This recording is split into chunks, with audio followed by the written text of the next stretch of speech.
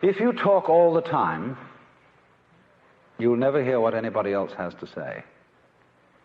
And therefore all you'll have to talk about is your own conversation. The same is true for people who think all the time. Now, if you do that all the time, you'll find that you've nothing to think about except thinking.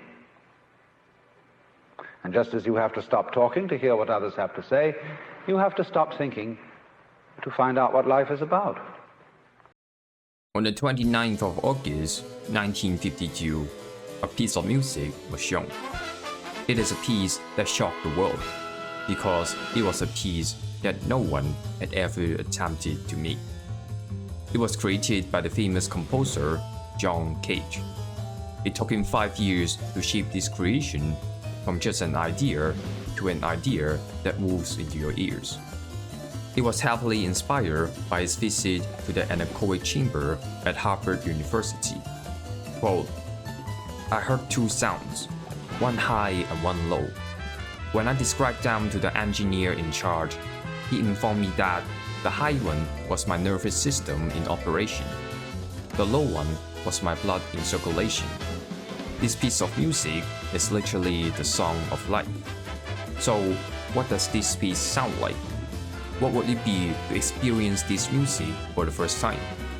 Well, this is what the audience had to say." I really didn't get it. I needed to be warned about this beforehand. This feeling of terror came over me, and ending in wanting to laugh hysterically. That's kind of awkward. No one seems to like it. What does it actually sound like? Well, you are hearing it now. John Cage 433 is the name of the piece. It is 4 minutes and 33 seconds long. And it is a piece that encompasses everything. The way you cough, the way you fidget your chair, all parts of it are part of the performance. Is it pretentious? Maybe. But how is it related to today's topic? Absolutely everything. Because have you heard of the song From the World Ends With You? They are bangers.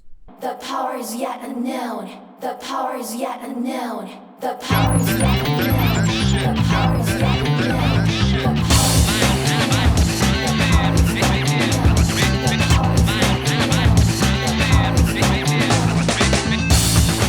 The World Ends With You is a game that came out in 2007 and was published by Square Enix. It is a game that I said I would talk about in my previous video. There will be spoilers in this video, and I will tell you when it's coming. But in order to fully understand the game, I want to start with the basic game features of The World Ends With You. The game was purposely designed to fit the dual screen structure of the NDS, unless you play the remake version. It is an action JRPG where you need to control two characters at the same time to fight the enemies, which are called the Noise. Your main character Neku have different kinds of pins for you to choose from to fit your fighting style, and he is always on the bottom screen, while your upper screen could be different characters depending on your story progression. In an effort to make the gameplay feel a bit more fresh, each upper screen character has their own unique gimmick as to how you could control them. The main character can go around the district of Shibuya to eat food and buy clothes for powering up. On the surface, the game mechanic sounds nothing special. It is filled with your usual standard material to make a good game. But if you have actually played the game with NDS, you would realize some design choices are quite odd. Since this game was designed to fully utilize every function of the NDS, that means you need to use the stylus to control the movement of Neku, while at the same time performing tasks like slashing, tapping, or even screaming at the mic to defeat the enemy. But don't forget Neku is only on the bottom screen. You still have another character on the upper part. The game is lenient enough to set the upper character into auto mode if you want. But if you really want a full combat experience, you can control the upper screen by using the D-pad, and if correct input is made, synchronize attack will be performed to give a stronger blow to the enemy. The whole experience is clunky and messy. it would be easier for another person to control the D-pad.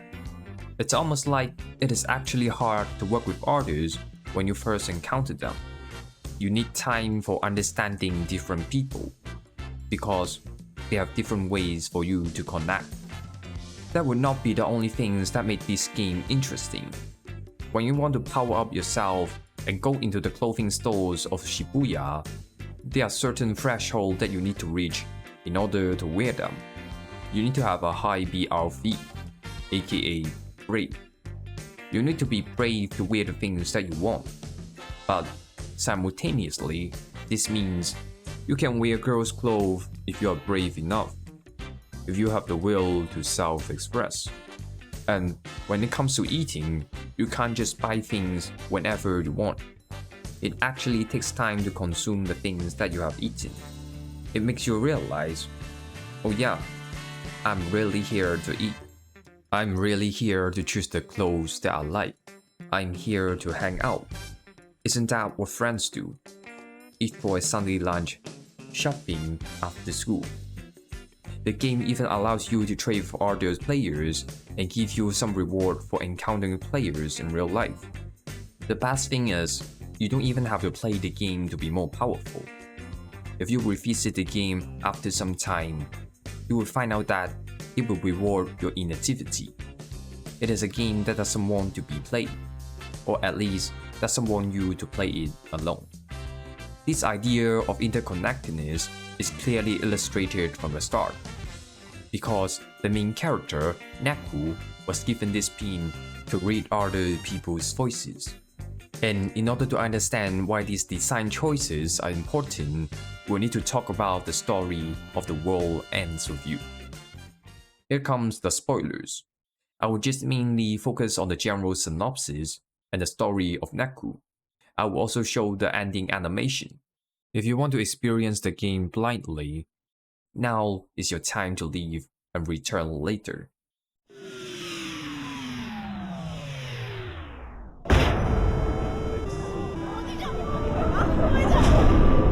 Out of my face! You're blocking my view!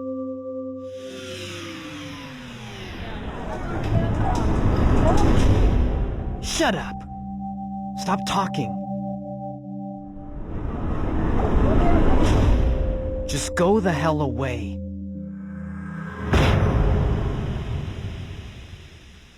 All the world needs is me. I got my values. So you can keep yours, alright? I don't get people. Never have, never will. That is the opening of The World Ends With You. We are introduced to this bratty teenage boy who seems to be cocky and full of himself. And the next thing we know is him laying down on the floor, not knowing what had happened to him. He suddenly had this magic power to listen to other people's voice, but no one can see him. He was cast into this strange and yet familiar world. But before we can figure out anything, he was suddenly attacked by the noise.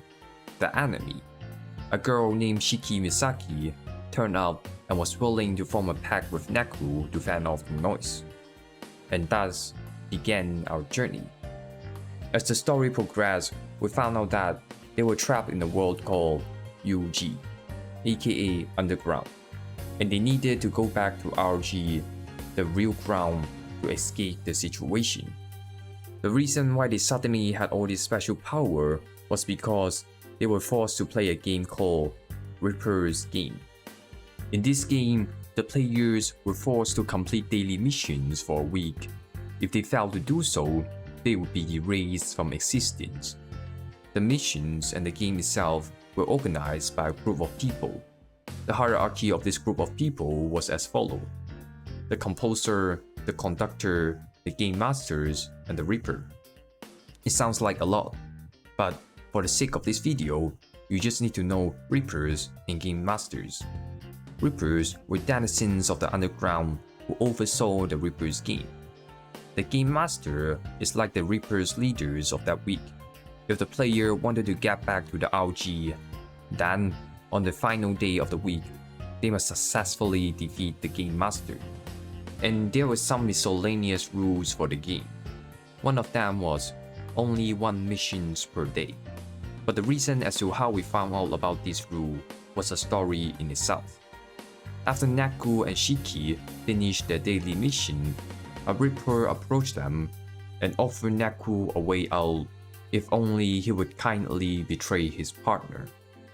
The Reaper even threw out accusations suggesting Shiki was working with someone else to shatter the trust that Neku had in Shiki.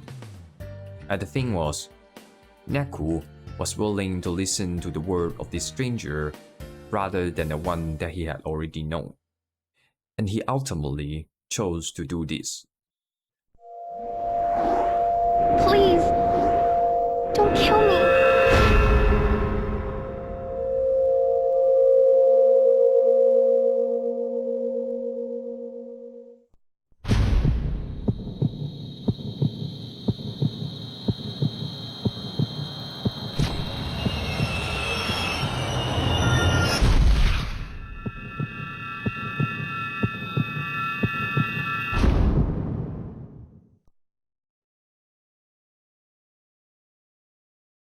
Needless to say, Shiki was safe, because a character named Sane Hanakoma was willing to interject and explain this actually violated the game rules.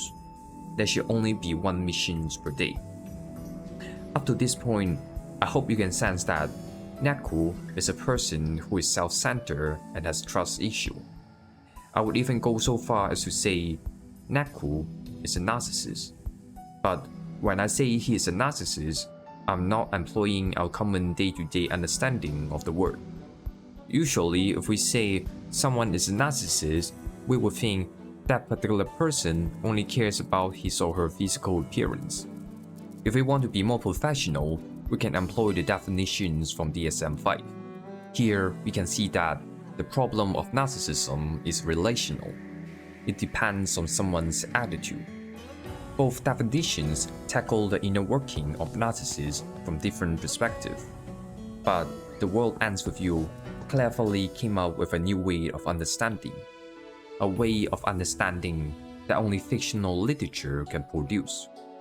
You see, people who enter the Reaper's game were actually people who passed away.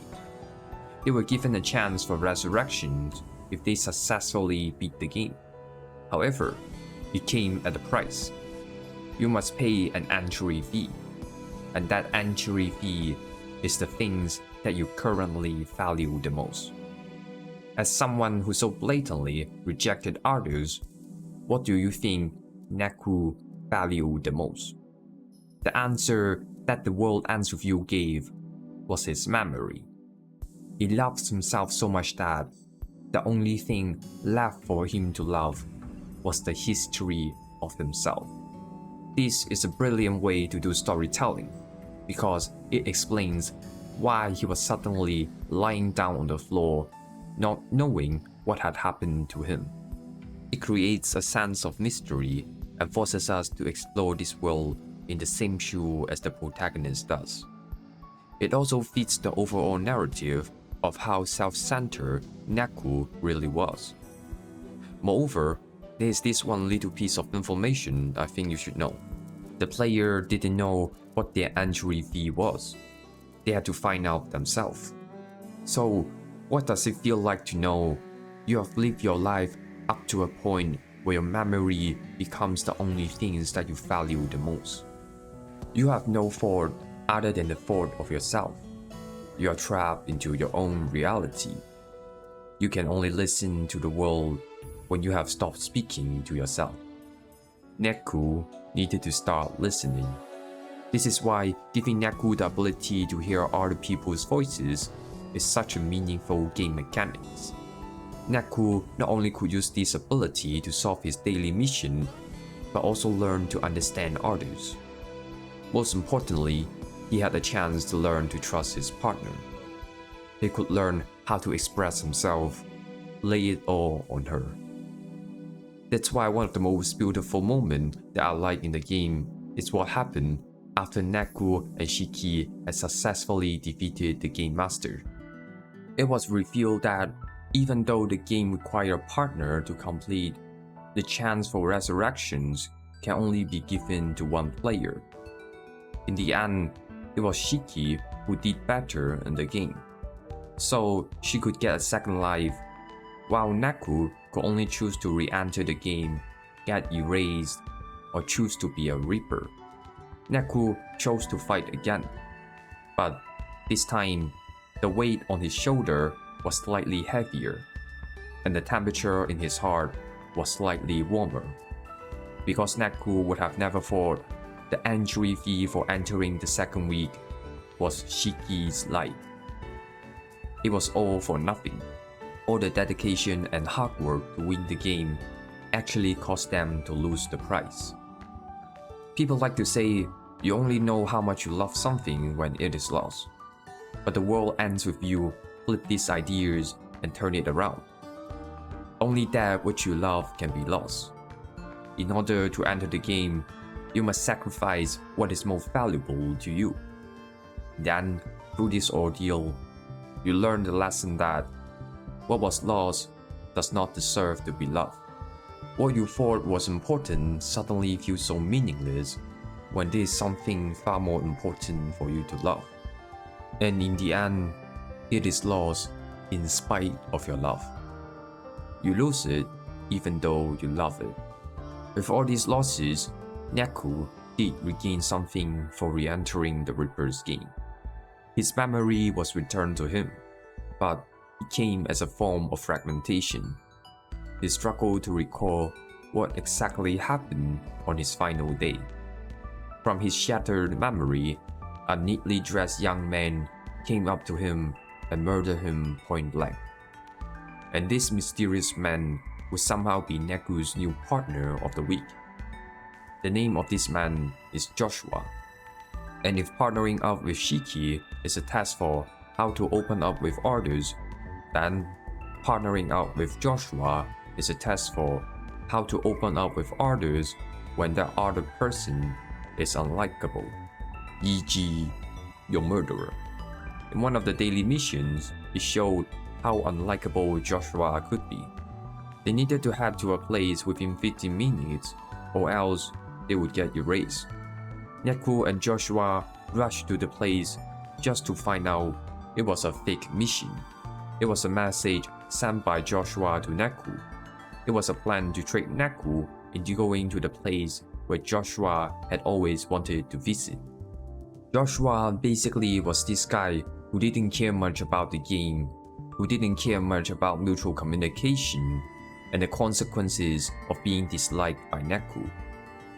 And perhaps the most egregious moment was when Neku directly confronted Joshua. He yelled, "You killed me." But Joshua just replied, "So what if I did?" Joshua, in various ways, is meant to be unlikable and unapproachable from the point of view of Neku. However, in typical JRPG fashion, things would not turn out to be that straightforward. When the final day of the week arrived, Neku and Joshua still needed one another no matter how incompatible they were. After all, this was a rule of the game. And this would also be the day where the game revealed a shocking plot twist. Neku retrieved even more of his memory after encountering the Game Master of the week. He realized it was in fact not Joshua who shot him. Joshua was just trying to shoot the Game Master who was standing behind him. It was the Game Master who killed Neku in RG. He wrongly accused Joshua this whole time. And at the end of the fight, Joshua did something that Neku would have never thought of. He self-sacrificed himself so that Neku could go on and live. This once again goes back to the topic of trust. Even when you face someone as unlikable as Joshua, you should still have the benefit of the doubt, and not blindly judge too quickly. You never know. You never know the true character of someone and how capable they can be.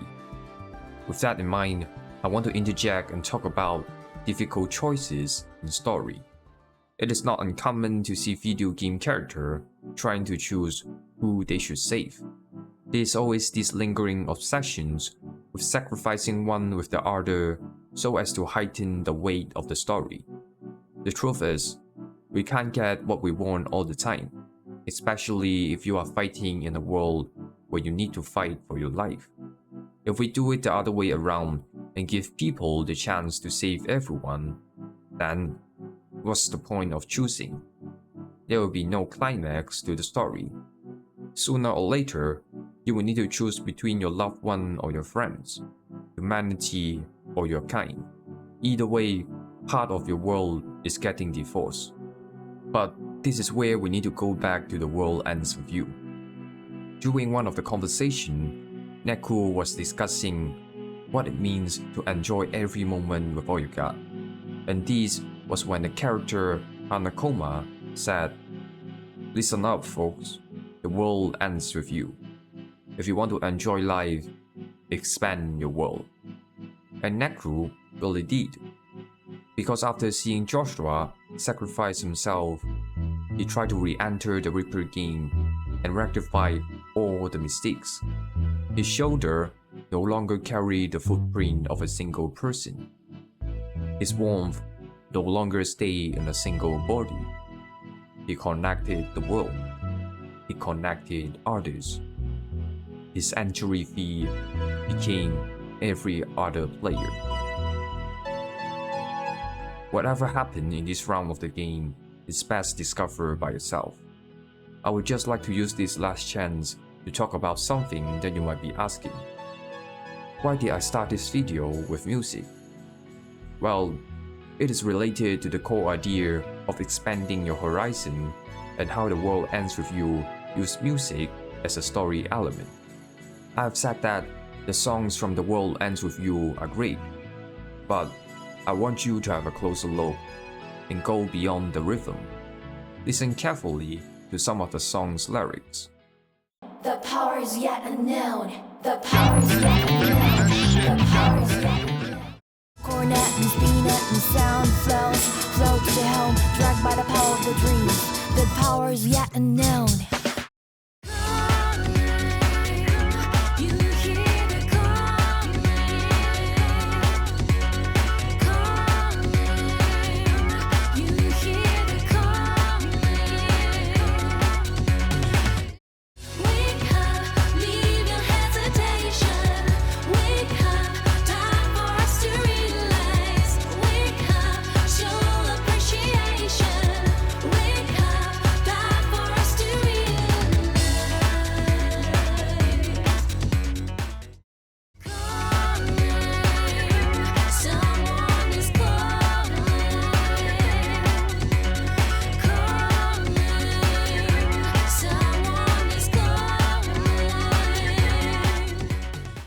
These songs seems to evoke a feeling that there is something hidden and waiting to be released.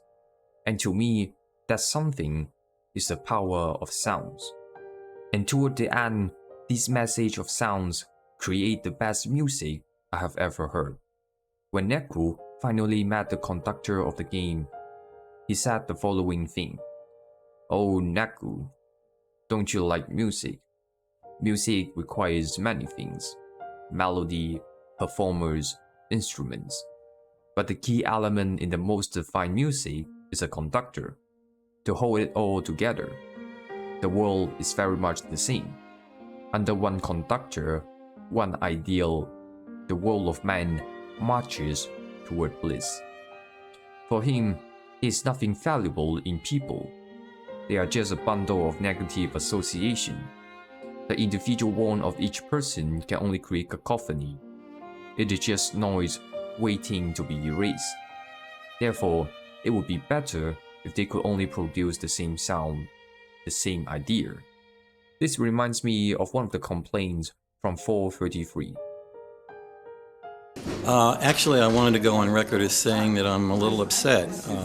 I did come to the performance knowing something about it. I was prepared to have a very intimate experience, and Unfortunately, I was sitting next to some rude person who was drinking from his water bottle most of the whole performance, and unfortunately I missed most of it, so frankly I'm a little ticked.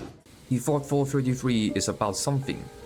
It's about getting to somewhere, and the noise of others is nothing but an annoyance. But the act of drinking itself is the music. 433 has always been about the sound of the audience and the conductor. There is no one conductor, one ideal where the world of man marches toward bliss. The whole creative process of 433, the whole experience of going into an anechoic chamber, is for John Cage to realize there is no such thing as silence.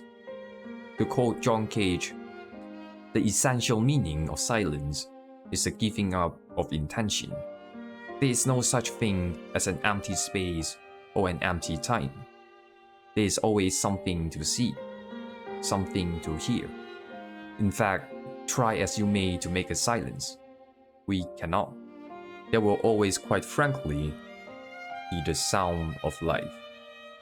The power is yet unknown, for it is time for us to realize calling. Someone is calling. When I talk about music, it finally comes to people's minds that I'm talking about sound that doesn't mean anything, that is not inner, but is just outer. And they say, these people who understand that finally say, you mean it's just sounds? Thinking that for something to just be a sound is to be useless. Whereas I love sounds, just as they are. And I have no need for them to be anything more than what they are. I don't want them to be psychological. I don't want a sound to pretend that it's a bucket, or that it's a president, or that it's in love with another sound. I just want it to be a sound. And this is why the ending of The World Ends With You has the best music that I have ever heard of. You don't see it, but those few weeks were very hard for me. Learning to trust people. Having that trust broken. Finding out the town I pegged is small and stifling and empty. Wasn't any of those things. Let me in! Tell me what you're thinking! Only by allowing strangers in can we find new ways to be ourselves. I'm scared. Scared of getting a second chance. Listen up, Phones, because I ain't asking twice. Please, help me. You gotta help me save her. Neku, that's the first time you used my name. But Neku, I thought you couldn't afford to lose. Give up on yourself, and you give up on the world. You're my partner anymore, man. You're my friend. Once you see the real me, will we still be friends? I'm glad I met you guys. You made me pick up on things I probably would have just gone on ignoring. Trust your partner. And I do. I can't forgive you, but I trust you. Hey, did I mention? I've got friends now. We're getting together for the first time in a week. See you there? Yo! Over here!